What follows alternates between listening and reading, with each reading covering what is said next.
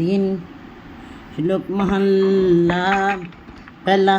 सोने के पर्वत करी कै गुफा कै पानी प्याल कै विच धरती कै आकाशी उड़द रहा सिर भार।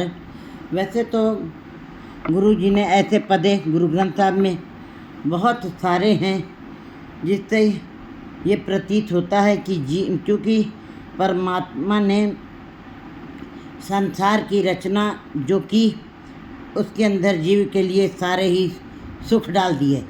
संसार में जीव को सारे ही सुख मिले। धरती खोदी, उसमें से उसको कुछ न कुछ मिला। आकाश खोदा, उसमें से उसको कुछ न कुछ मिला है। और उसने जीव ने सारे ही सुखों को इस दृष्टमान जगत में सारे सुखों को प्राप्त करने की कोशिश की और उसी की खोज की।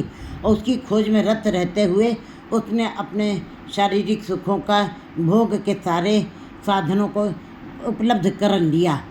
जब सारे सुख जीव को बाहर दिखाई देने लगे तो उसने परमात्मा को भी बाहर ही ढूंढने की कोशिश की। उसको ऐसे महसूस हुआ कि परमात्मा बाहर ही है। जबकि गुरु जी ने कहा कि बाहर टोले तो परम पुलाही। बाहर खोज करने वाले वो केवल भ्रम में ही जी रहे हैं। वो भ्रम है, वो संदेह है, वो भटकना है, वो परमात्मा की प्राप्ति नहीं। क्योंकि परमात्मा ने महामाई ताकी है छाया। उसने अपनी छाया भी इतनी आकर्षक, इतनी मीठी, इतनी रस में बना दी कि जीव ने उस छाया से ही प्राप्त कर छाया का ही सुख को भोगने की कोशिश की। और जिसकी छाया थी उसको उसने छोड़ दिया। जबकि छाया केवल संसार के सुखों को दे सकती है, लेकिन रस, आनंद और परमात्मा के आनंद का फल वो तो उसकी याद से ही मिलना है। लेकिन जीव को उसकी परछाई में भी, उसकी छाया में भी इतने सुख मिल गए कि वो परमात्मा जिसकी छाया थी माया, उसी के साथ प्रीत कर ली और परमात्मा को भूल गया। आज हम संसार में देखते हैं कि धार्मिक कार्यों को करने के लिए मंदिर, मस्जिद, गुरुद्वारों में, चर्च में सब भीड़ दिखाई देती है। वो केवल एक पहनावा मात्र है, वो एक दिखावा मात्र है। धार्मिक बनने की एक बाहरी प्रतीक बना दिए उन्होंने कि ककार पहन लिए, वस्त्र धारण कर लिए और उसके पश्चात आप पूरे खालसे बनना चाहते हैं, या आपने तिलक लगा लिया, कमंडल ले लिया और अपने माथे पे चंदन का टीका लगा लिया तो आप ब्राह्मण बनना चाहते नहीं। यदि मुसलमान है तो वो अपने नीले वस्त्र पहन करके और अपने को मुसलमान कहलाने का, हाजी काजी कहलाने का हकदार बनना चाहता है। ये केवल पहनावा, केवल एक प्रतीक है। ये परमात्मा की प्राप्ति इससे नहीं हो सकती है। इसी प्रकार हमको बाहर ये सब दिखाई देता है, ऐसे लगता है बड़े लोग धार्मिक बने हुए हैं, भीड़ दिखाई देती है। तिल भर भी जगह रखने की, पैर रखने की जगह नहीं दिखाई देती है। लेकिन क्या वो सारे धार्मिक बन गए हैं? क्या वो सारे गुरुमुख बन गए हैं? वो केवल एक भेड़ों की है, शेरों की नहीं है। गुरुमुख जनों की भीड़ नहीं है। वो मायावी जीवों की कामना, आशा, तृष्णा करके मंदिर, मस्जिद, गुरुद्वारे लोग जा रहे हैं।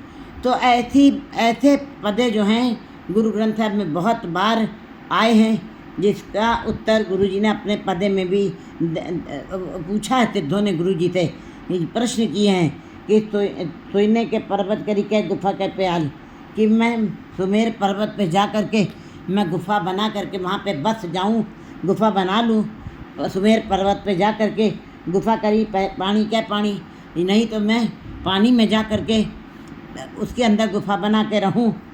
प्याल, नहीं तो आकाश में, कहते हैं क्या विच धरती, या तो धरती के नीचे जा करके गुफा बना करके मैं वही उसी में बस रहूँ, उसी में जाके रहूँ और गुफा बना के कै आकाशी उड़द रहा से पार, या फिर मैं आकाश में जा करके उल्टा लटक जाऊँ, फिर पैर ऊपर सिर नीचे करके मैं उल्टा लटक जाऊँ। मैं इतनी मशक्क़त करूँ, इतनी मेहनत करूँ, इतना कठोर कार्य करूँ, पुर कर काया कपड़ पहरे, और मैं अपने को इतना त्याग कर लूँ कि मैं अपने इंद्रियों को संयमित करने के लिए मैं अपने शरीर को पूरा ढक लूँ। अपने अंग का प्रदर्शन, एक भी अंग का प्रदर्शन ना करूँ। मैं अपने को बिल्कुल इंद्रिय जित बनाने के लिए मैं अपने पूरे को पूरे कपड़ों से अपने शरीर को ढक लूँ, जिससे मेरी आँखें उस संसार की मैल को देख न सके, मेरे कान कुछ सुन न सके। मैं अपने नख से लेकर शिख तक अपने शरीर को पूरी तरीके से ढक लूँ, जिससे मेरे ऊपर दुर्मतियों का प्रभाव न पड़े, संसारिक विकारों का प्रभाव न पड़े। पहरा तो वह सदाकार, पुर का काया कपड़ा पहने तो वह सदाकार, और मैं अपने को बिल्कुल पूरी तरीके से निर्मल कर लूँ, निर्मल बनाए रहूँ। बग्गा रत्ता पीला काला वेदा करी पुकार। कहते हैं कि